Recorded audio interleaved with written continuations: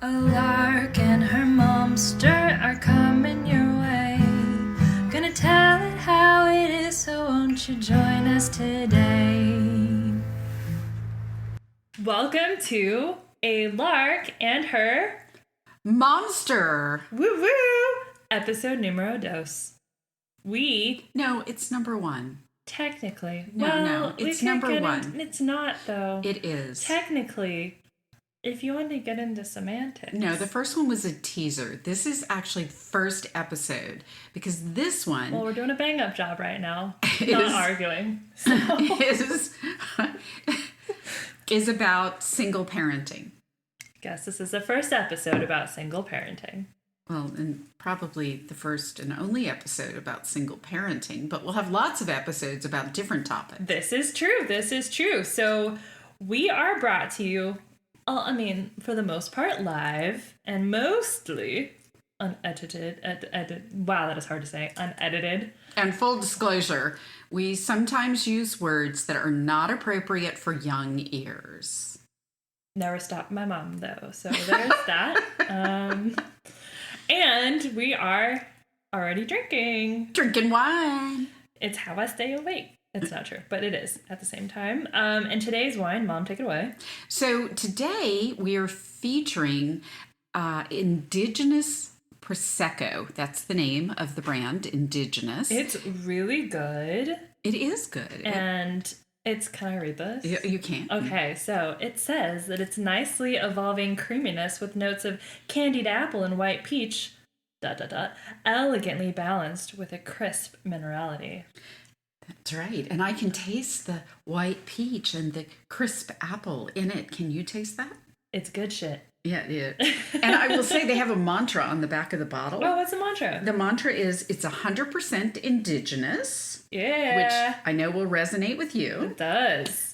You're only 50% indigenous. Indeed. But anyway. Indigenous nonetheless. And wines from grapes that are native to their land, hand-picked, sustainable farming, character and terroir, Terroir. I'm going to have to look that one up. Made by farmers, 100% quality, and treat yourself. Or as we say in the South, treat yourself. Treat yourself. All right. Which we are doing, and we are... Pouring. And we want to say thank you for listening, and we will be introducing different, as we said in the teaser trailer, different wines every episode. Thank God it's only once a week. And I think we should toast to our first episode. All right. So, Sasha! All right. So, Mom, why don't you take it away, since we are talking about single parents, and you are by far the best single mom. Oh, thank you, honey. I haven't always been the best single mom, but I thought we'd start today's episode just kind of focusing a little bit on data, because I think it's important for any of us to be aware of what the statistics are out there and how we resonate with those statistics or how we can overcome some of the statistics. So I looked up a number of articles around single parenting, and the most current was by the Annie E. Casey Foundation. And that data comes from 2022. And what it says is that as of that year, 23 million kids in America are living in single-parent households.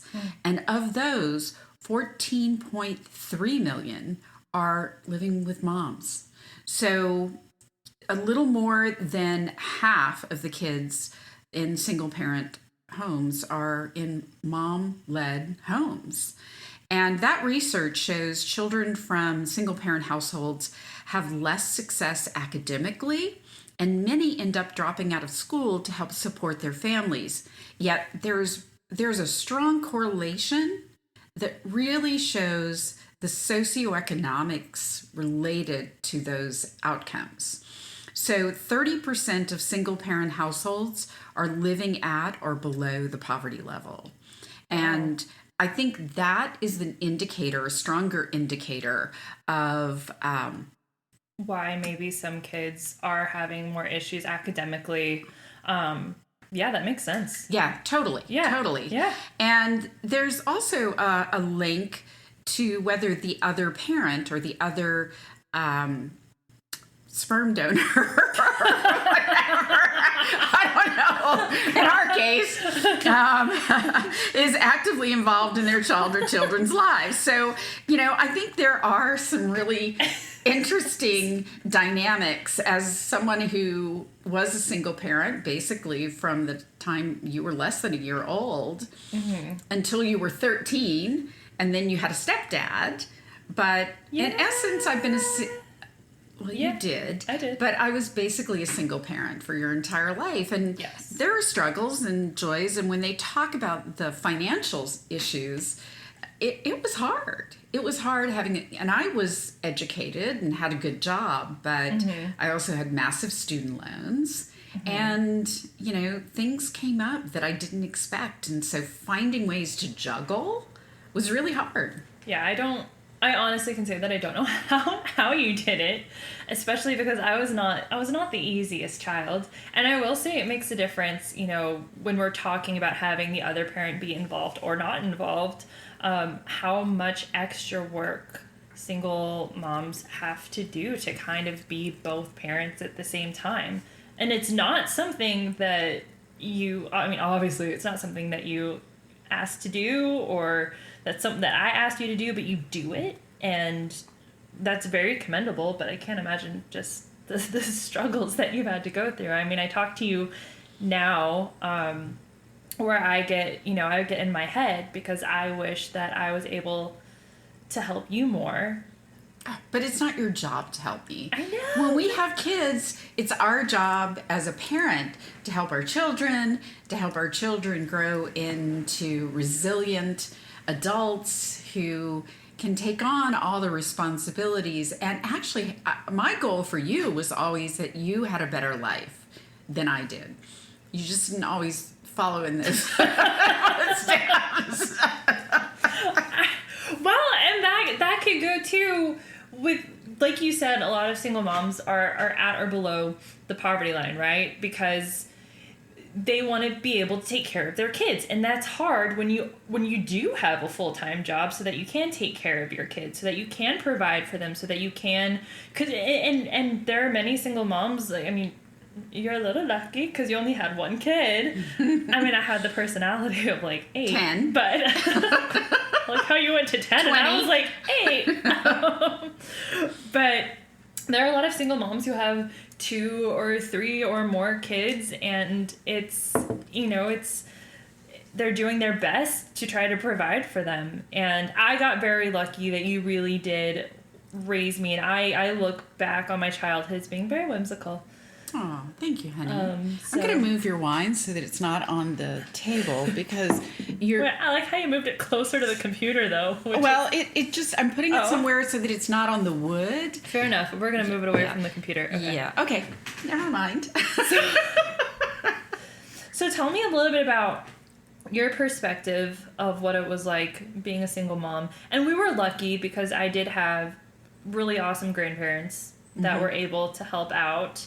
My grandmother went above and beyond to kind of be a little bit of a second mom sometimes. But I don't know what I would have done because I was working, in the 90s. As a woman, the expectation is that you work just like a man. And so the constraints around family and family needs and children's needs, if you were going to succeed, took second place. And there were many nights that I had to work late just to be able to stay on top of things and to move forward in my career. And your Gami was instrumental in being able to meet your academic needs, getting you picked up from school, helping you with your homework, and also volunteering because you went to a school that was basically a magnet school that required so many hours of parent volunteerism. Oh yeah. And I couldn't do that with my job. I couldn't volunteer. I could be a Girl Scout leader. Yes. On the weekends. You were great at that, by the way. Thank you. I was. Toot your horn a little. Toot, toot. But at the end of the day, if it wasn't for her helping out, it would have been hard to meet some of those other criteria, especially around you can tell I'm having wine. I was like, I thought edited was hard. You're like, criteria. Keep going, sorry. This is unedited. It's very hard to follow that up, especially when I'm looking at your face. I know. I think for many moms, trying to meet all the demands of their children's needs, and I think the most important thing is find the time to connect with them on that emotional level, and to find ways that really do. Sorry, my dog made a noise. That's why I'm laughing. I'm sorry. I don't think it was your dog. Was that your stomach? Was. Oh no! Yeah, I guess it was. It was the dog. Okay. Back on track. But I think it is, going back to that, really hard to meet all those demands and the expectations, and find ways to really connect on that level that kids need their parents to connect with them on. You know, to be able to spend that quality time doing things that you enjoyed, while also trying to meet my emotional needs. And I'm an introvert. I don't know if you've ever noticed that about me. Just a little.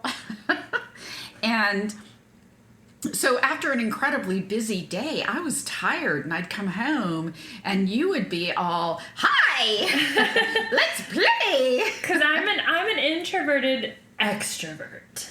Yes. So, you know, that pulling that out was just, it took a lot. So, you know, but at the end of the day, I wouldn't trade it. You were a joy. Oh, thank you. And you're so gifted, and you're so talented, and I'm so lucky to be your mom. But see, you were instrumental in many ways. And like, I know sometimes you talk about the fact that you say like, "Oh, I wish I would have done this different," or "I wish I would have connected more." But something that I just wish I'd have been better, or known then what I know now. But also, you know, in my almost 34 years of life, and it's taken me a long time to realize this, you know, when we're kids, we don't think about all of the things that our parents are doing unless we're very, very aware. But we don't think about all the things that our single moms are doing to make sure that we are provided for. You know, that you went without a lot so that I could have. And totally. Yeah. And that is, I mean, saying that I appreciate that is like the biggest understatement of the century. Oh, because thank you, I really do. And I think when we're kids, we don't understand, you know, we crave that connection. We kind of go like, I know that I've had issues where I've thought, what is it about me that makes you not want to be around? But that was never it. It was just that you were trying so hard to make sure that we could eat. There were times, you know, where we've had to put groceries away, and that's... Yeah, I can remember when we lived in Los Angeles, between paychecks, trying to, you know, make sure that we were paying all the bills without reaching out to your grandparents for additional support. You know, because you don't want to tap into those resources unless it's critical. It's like a Lorelai moment, not wanting to reach out to Emily. Exactly. Gilmore Girls. Gilmore Girls. Exactly. And I think that's a good example. But I can remember, and I don't know if you remember this, more than once, where we actually went through our CDs. I don't know. Yes, I do remember this. And we would pick the CDs we didn't want, and we would go to the store that sold CDs. And sell those CDs. I remember that. So that we had extra cash and could go out and eat. Yes. And so, or, you know, we had that money to kind of do something that we couldn't afford to do at that moment. It kind of got us through. But you made it fun. You made it an experience, and you never made it seem like you never made me feel bad about anything. You never made it seem like we didn't have enough. You know, it was always fun, and it was an adventure. And I wanted to go back to moments when we were connecting, and you had said that, you know, sometimes you would get home and you just wanted to not do anything, and it was hard to connect. But I remember sitting in front of the TV watching like a show, whether it was on Nickelodeon or Sabrina the Teenage Witch or something, and I was in dance at the time, and you would help me work on pointing my toes. And so we would sit that arch. Oh yeah, girl. that arch. I still have that arch to this day. Thank you very much. Didn't stay in dance because I didn't like tights. It was too much. But yeah, that was, and you might not have thought of that as connecting, but I did, and I still have those memories. Aww. And I still have memories of you reading to me every night. Every night. Until you were 33.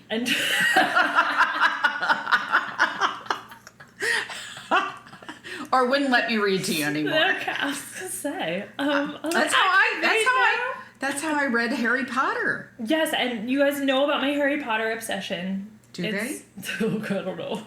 I don't think they do. Some of them might not know about my Harry. I have wands, not one wand. I have 2 wands. She's wand. I'm a Hufflepuff. But those, you might not realize how much there was a connection, and how grateful I am that you've done so much and that you continue to do for me over the years, because I feel like as a single parent, like, unless you've raised like the next Bill Gates, and some of you might have, and props to you, it's hard. It's hard for the kids not to repeat certain patterns. There is generational trauma that happens. It's hard not to, you know, follow in your parents' footsteps, because you see, I mean, I wish I would have followed more in your footsteps, because you're a badass. She's like a CEO and a total badass.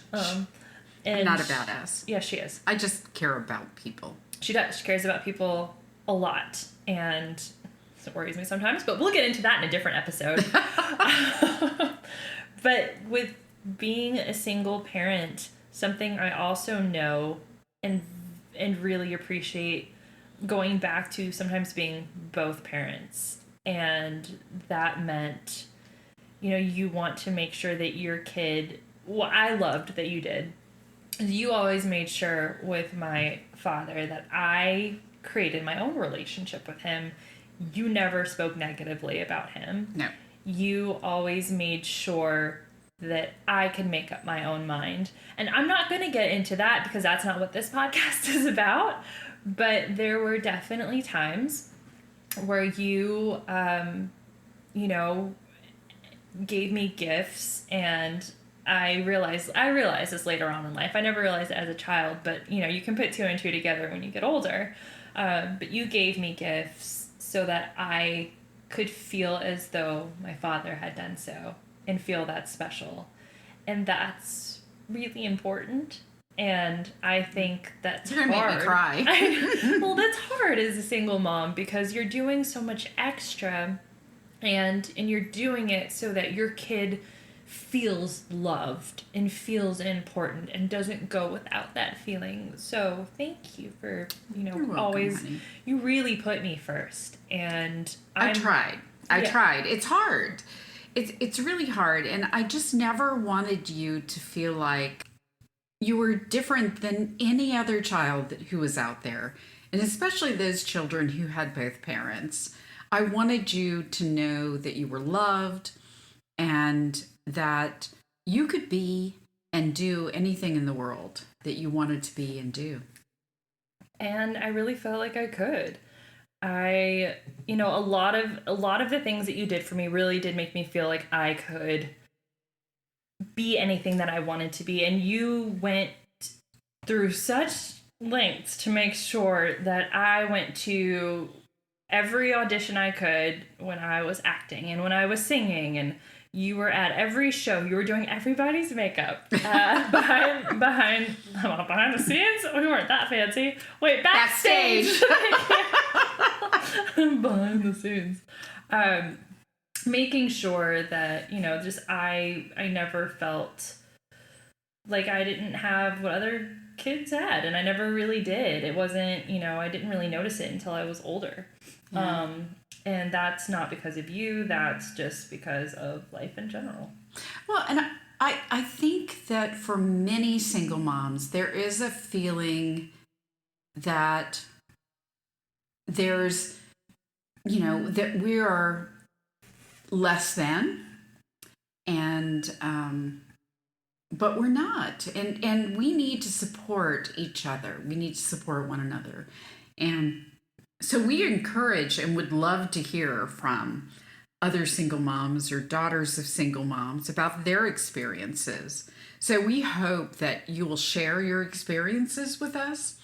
You can email us at larkandmomster@gmail.com. I'm going to spell it out just because I'm one of those people. LARKANDMOMSTER@gmail.com. And I'm watching you, and you're doing your best Alexis, with the hands. Here's the thing. You had to... Schitt's Creek. Yeah, we watch Schitt's Creek together, and it's hard. I pick up things from characters that I see. I don't know why. Oh, this is why. Because I'm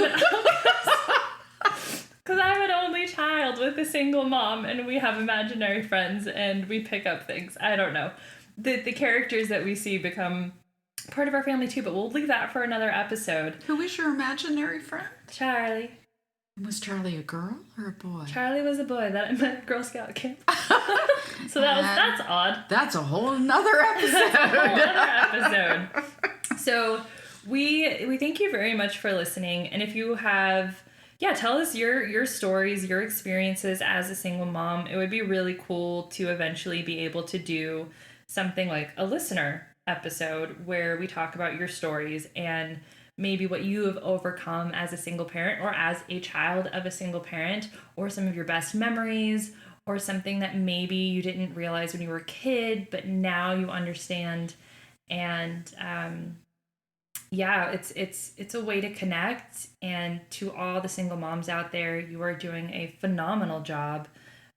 We appreciate you. We send so much love your way. And to my own Momster, thank you for always supporting me, for being the best mom out there. It's weird. I just think of you as the best mom, not the best single mom. Thank you, honey. So keep listening for more. That's right. We look forward to sharing more of what we've learned from, and was that grammatically correct? I think that's the wine.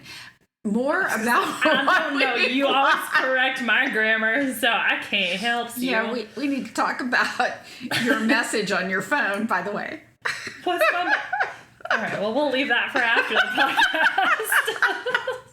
podcast. Anyway, again, we're grateful for you guys for listening. We look forward to you sharing with us your own experiences, whether you're a single mom or a single daughter. And again, thank you. Sorry, I don't know why I found single daughter to be funny. A daughter of a single mom. We're starting a whole new vocabulary. I feel called out. She's like, hey, you're not married yet, by the way, don't forget. I don't know. I wasn't even Irish. I don't know what that was. We're gonna wrap up now before we have too much more what? You know what? We're gonna wrap up. Thanks so much for listening to a Lark and Momster. Have a wonderful... We're recording this on Friday night, but we're not going to release it on a Friday night. So whatever night it is that we are releasing it, you have a wonderful night. Bye, guys. Bye.